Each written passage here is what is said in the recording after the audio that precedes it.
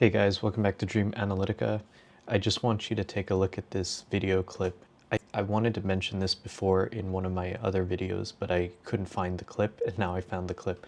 Just take a look at this, and we'll analyze it together. This is like the culmination of what I was talking about in regards to the woman's animus, by the way. So that just to add some context, but here's the video. Jesus was seen. Where, Rachel? Oh my God. Show me to me, please. Send it to me, Rachel. It was literally seen in Ohio. Please send it to me. Oh, now, please. Oh my God. This is Okay, crazy. Rachel, which one? Send it to me, baby. Which one? Is it on TikTok? Mommy, I'm kidding. Okay, so that was the video.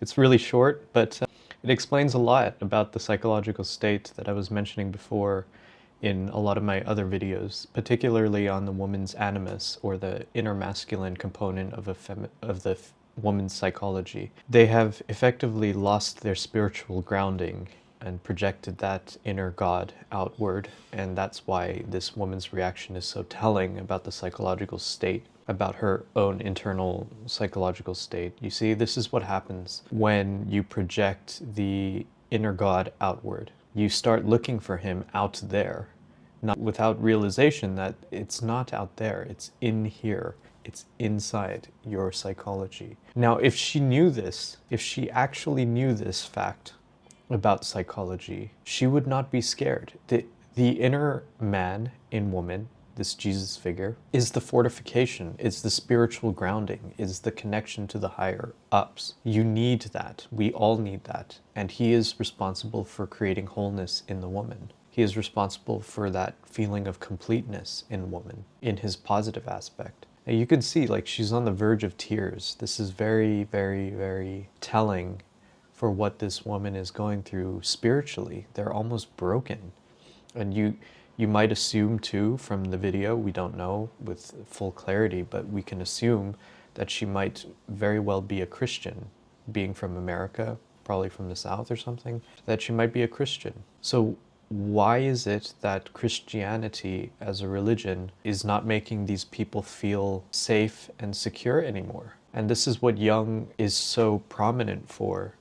It is the fact that he combined the religious nature of mankind and related it to psychology. He found a psychological explanation for religion. Ultimately, the self, in other words, manifested religion to describe in a digestible form the experience of God. The problem with this nowadays is that back then, religion was used as a container for the experience of God. The problem with that now is that it is no longer a sufficient container for the experience of God. It was made in order to protect people from the experience of God, the direct experience of God. So what happens is, the more the individual is embedded within a collective, the greater extent he loses or she loses their individuality. Now, it is the individual's lonely experience when confronted with God, and it becomes so powerful that they are effectively destroyed by that experience. So religion was, or the church was, sort of a vessel or container for that experience, so that the group can experience it instead of one lonely individual at a time. And this will explain a lot too.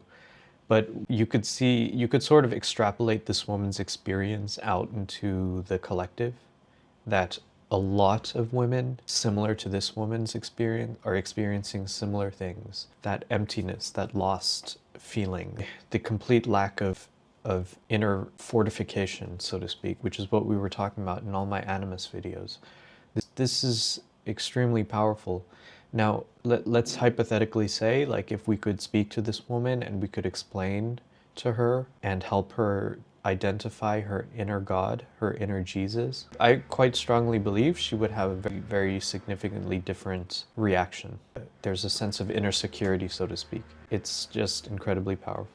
So this video is short, but I just wanted to lay that out there for you.